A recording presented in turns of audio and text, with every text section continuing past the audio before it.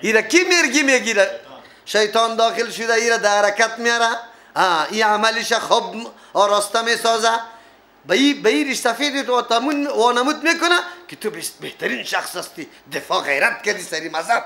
سری چی غیرت کردی؟ مولای امام یک تعدادشان سری مذهب غیرت میکنه. حدیث پیغمبر تلاش میکنه که برای حدیث پیغمبر یک بانه پیدا کنه، چپک کنه و چی؟ گپ مذهب بالا کنه. او علم از الله بترس، عظمت پیغمبر را بشناس. یک شخص اگر یک انسان در دنیا بود ایج امام مالک نشناخت، امام شافعی را نشناخت، امام احمد ابن حنبل، امام ابو حنیفه رحمت الله علیهم یکیش هم نشناخت، آیا موجب رفتن جهنم میشه؟ رسول الله را که نشناسه موجب دخول جهنم میشه. رسول الله را و علم تو بعد امی قدر بدانی، مردم هم بفهمانی، خودت بدانی مردم هم بفهمانی، لیکنی مردم امی قدر هم نمیفهم.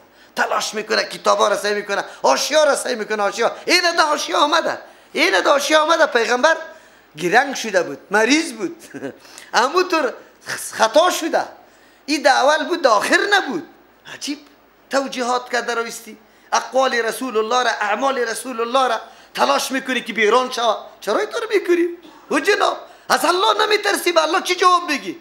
رسول الله مقتدایت است، امامت است، پیرو از او بعد باش.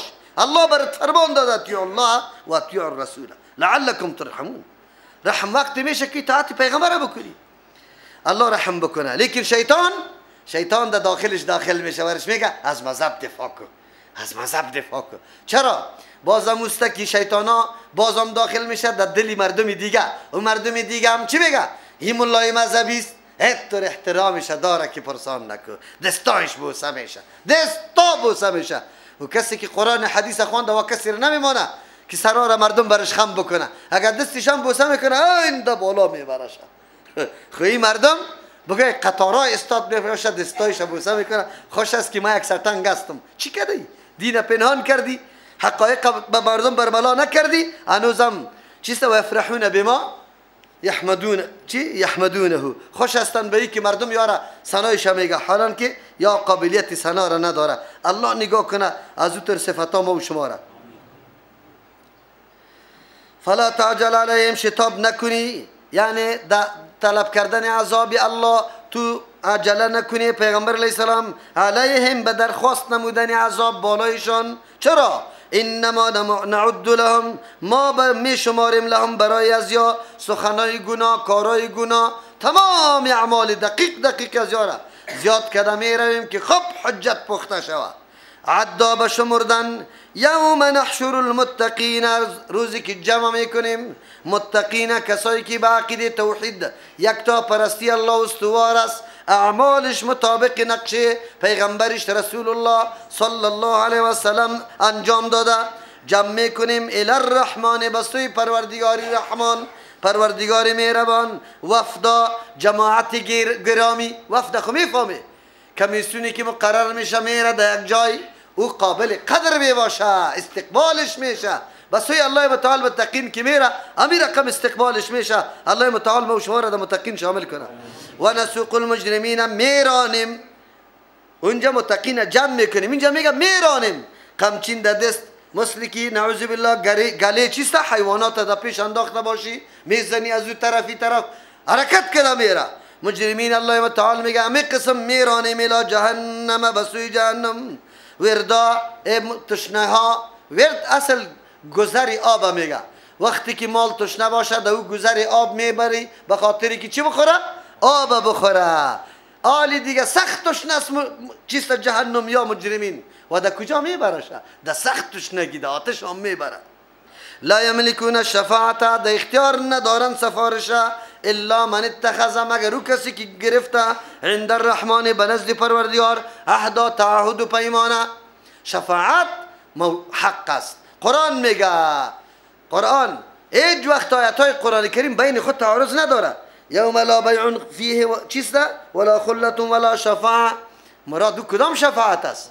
شفاعت قهری، شفاعتی که به کسی اذن نشده باشه، اما شفاعت اذنی موجود است. چرا اونجا الله متعال میگه من ذا الذی یشفع عنده، کس کی شفاعت بکنه برای الله؟ کسی هست که به زور خود بخیزه، یک کسی هم خیسته نمیتونه الا باذن، مگر با اجازه کی؟ الله.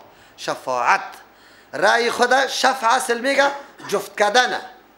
شفاعت را میگه که یک فکر تو داری او را قطع خود یک جای میکنی میری به خاطر که امی فکر قوی شوه او بپذیره. الله متعالی موقع را به بعض بندگان خود داده برای عزت بندگان نیکی خود که نمی بندگان بندگی کامل کرده، قابلیت ازی را پیدا کرده که بله شفاعت بکنه. خیر شفاعت اذنی میگه. اما الله متعال به هر کسی اجازه شفاعت نمیده تا که موحد نباشه و به کسی که شفاعت کرده میشه اجازه نمیده تا که موحد نباشه. توحید که نداشتی هیچ شفاعت برات نیست، نه از پیغمبر، نه از اولادت، نه از علما، نه از شهدا. هر کس که لیاقت شفاعت داره که ملائک است هیچ کدامش برای شفاعت نمیکنه. اینی نتیجه شرک است. از همون خاطر تلاش ما زیاد است که مردم ما در شرک نرو از دنیا.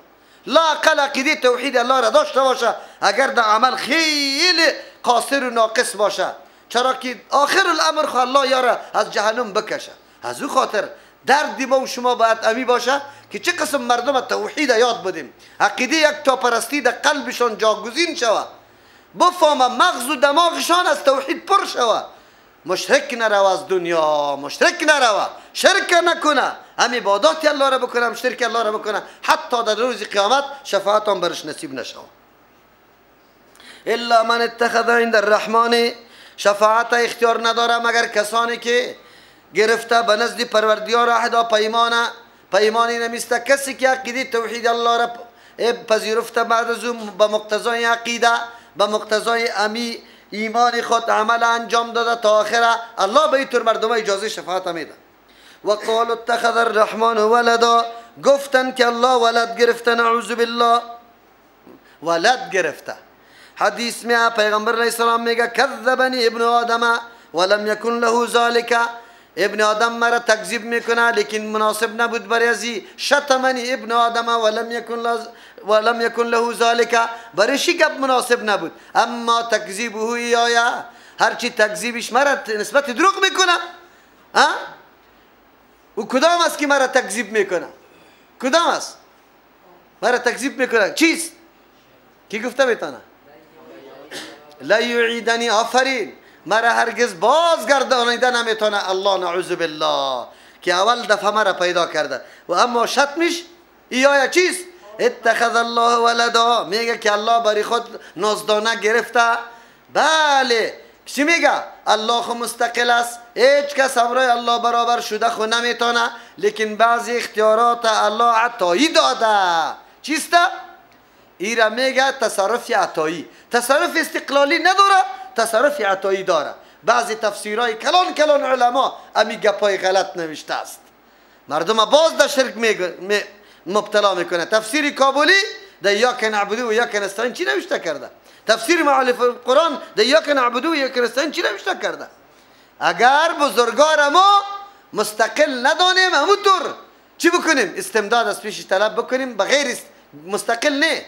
یعنی چی مانا؟ الله برای ازاد خودش مستقل نیست، الله برش داده، آلی توان داره که ما از پیشش طلب بکنیم. از همون خاطر است که گمراه ها مریدای پیرا امیر میگه ندا کردن، استغاثه طلب کردن و بزرگا بالکل جایز است، اما میگیم استغاثه طلب کردن غیر از الله متعال شرک اکبر است. شرک چیست؟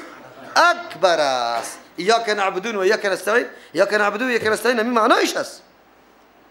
و قالوا اتخذ الرحمن ولدا، میگن گرفت الله متعال برای خود اولاده، نعوذ بالله. اینجا مراد از اولاد دیده نیست که الله زن داره از او بچه پیدا شده، نه، نازدانه مثل اولاد داره.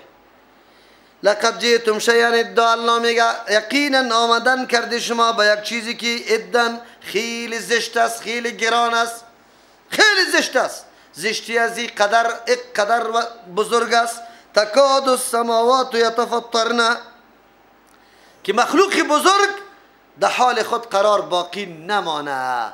گپ عادی خو نیست که کسی میگه الله نازدانه داره، گپ عادی نیست، قرآن برات میگه. خوب گوش نواز کن. تکاد السماوات، قریب است آسمان ها، یتفطرن، بشکافه، بترقه، منه از زمین سخنی خیلی سخت است، خیلی سخت سخن هستی. حالا چی ضرورت داره به اولاد؟ چی ضرورت داره؟ چی نیاز داره؟ الله صمد، الله بی نیاز است، هیچ ضرورت به کسی نداره. عجیب است. یک آسمان وری مخلوقی بزرگ قریب کی بترقه از دستی گپ. شرکی قدر بد است. دوم و تنشق الارض بشکافه، چیره شود زمین، زمین چیره شود، دلده شود بسته که الماسک افتاده باشه. و تخر الجبال، بیفته سقوط کنه کوها، حدا ویران شدن، منهدم شدن. یک همینطور چی شود؟ کل کوها همینطور بیفته، کوها ویران شود از دست همی گپ. انسان تصور کنی حالی الله متعال به اندازه معلومات ظاهری تو دشواری و زشتی سخن برات بیان کرد. آن چیزی که به نظر تو خیلی عظیم معلوم میشد آسمان و زمین و کوها بود، لیکن این گپ آنقدر زشت و خراب است که همین مخلوق عظیم هم برش چیست، از زشتی از این تاب نداره. بعد یا کلش ریزه شود. ما را که وادار ساخته که خود در معرض هر دو دشنام قرار بدیم، زدن و کندن قرار بدیم، مرگ قرار بدیم، به می خاطر است که ملت آگاه شود که شرک اینی قدر بد است، توحید الله اینی قدر ضرورت است. ملت چقدر ضرورت داره؟ نادی علیا مظهر العجایبی ینجیک من کل کرب و نایبی. علی را آواز بده، او مظهر عجایب است، مظهر عجایب، ظاهر کننده عجایبات است. عجیب کارا میکنه، تو را نجات میده از هر غم و از هر حادثه. عجیب است که علی رضی الله عنه اولادش نبیرش همین شما بدبختا میگه که این قدر در مظلومیت که وی در تشنگی که اینطور حالت شد، اون جوان نجات داده نمیتونه، امروز تو را نجات داده میتونه.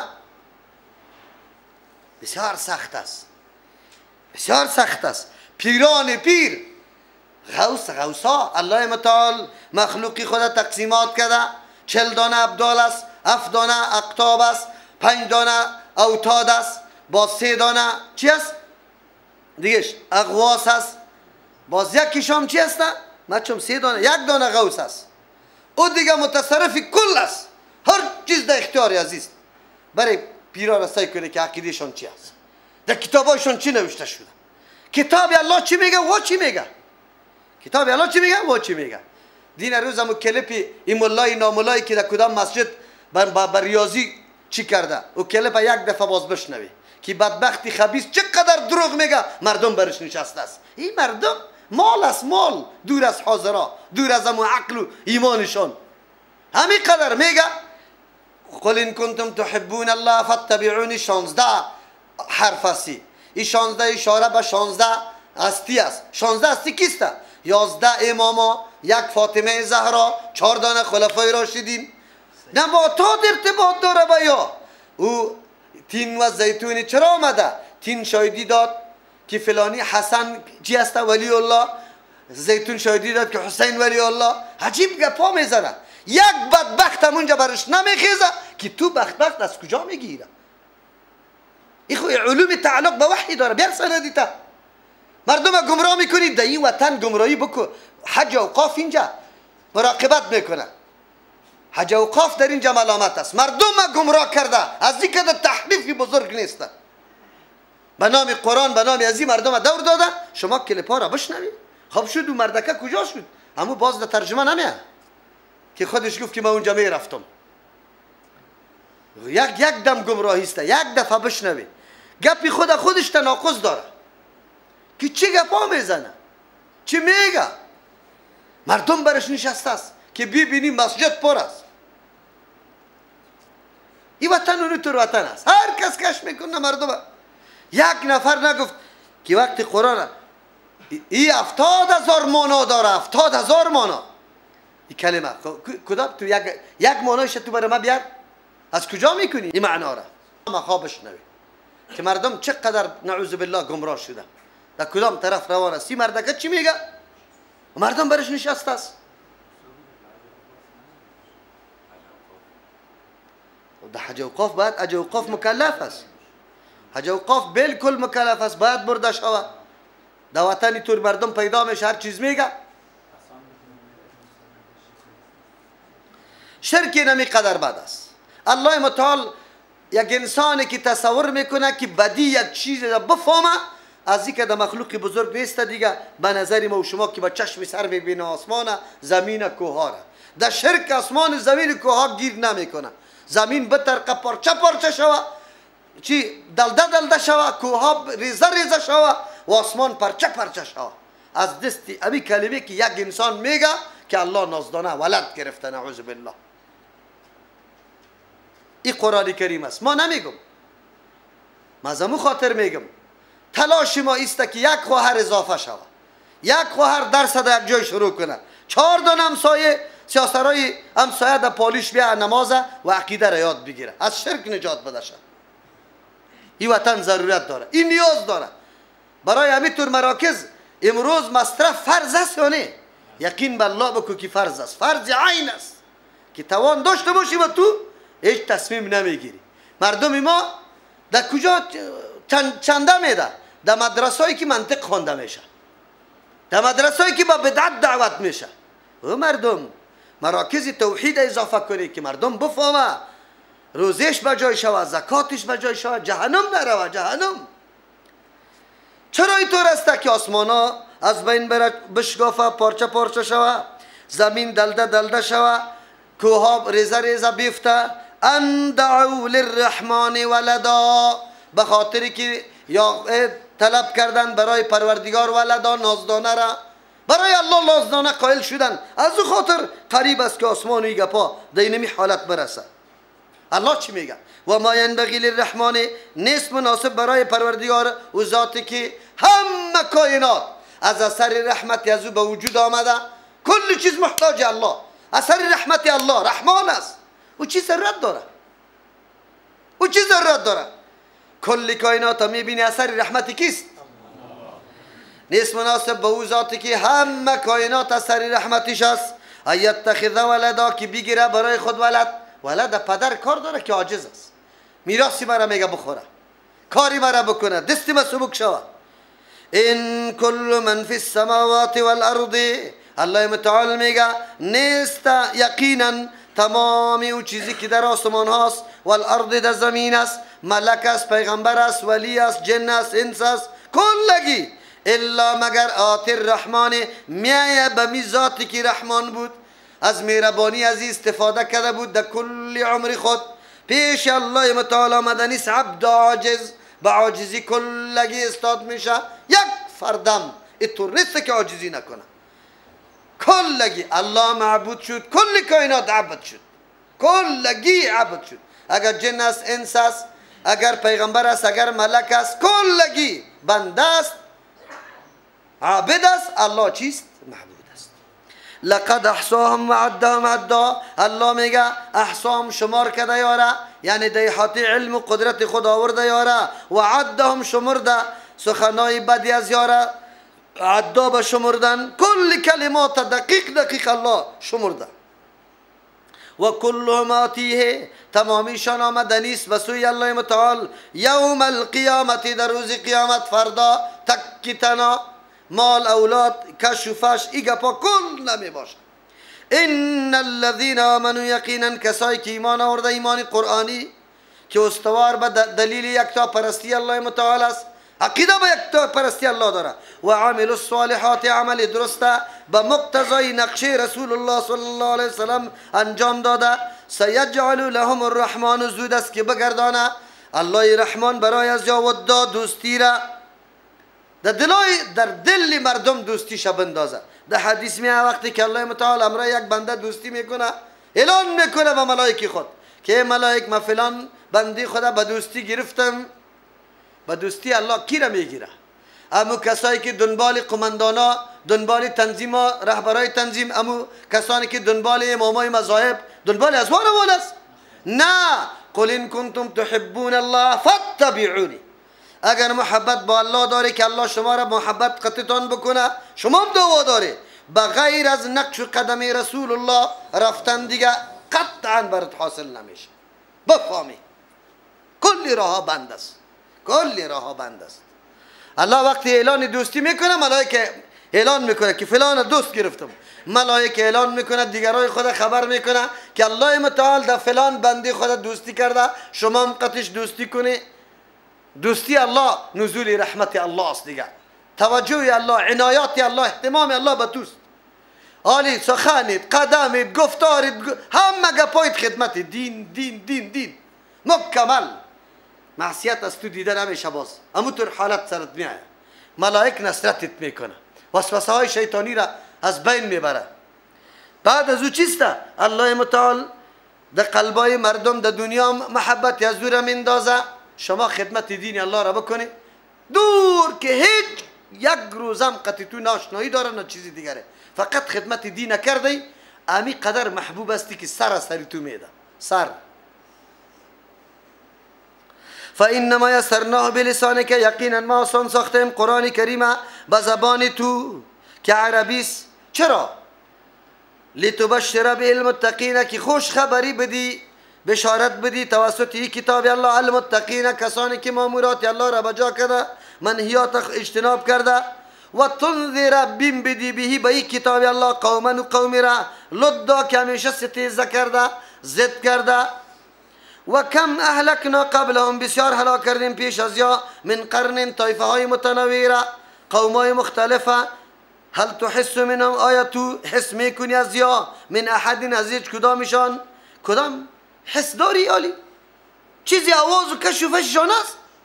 او تسمع لهم رکزا، یا تو میشنوی برای از یا رکزا؟ کدام آواز خیلی پنهانه، آواز پنهان برات است که نایسته. این مردمای قومایی که همیشه رای ستیزه را پیش گرفته بود، تسلیم به کتاب الله نشده بود، به دعوت انبیا نشده بود، نام و نشانشان ما کمل ختم شد، یاد بودشان نیسته. چرا؟ به خاطر که دعوت انبیا را قبول نکرده بود، قرآن به قرآن توجه نکرده بود. باز ما را دعوت داد به سوی کتاب الله، اگر میخوایم که کامیابی حاصل کنیم، نام و نشانی ما بعد از مرگم باقی باشه. بعد از مرگم باقی باشه، با کی رابطه پیدا کنیم؟ با کتاب الله، خدمتگار کتاب الله شویم، زندگی را با کتاب الله سپری بکنیم. اون وقت نام و نشان ما باقی میمانه.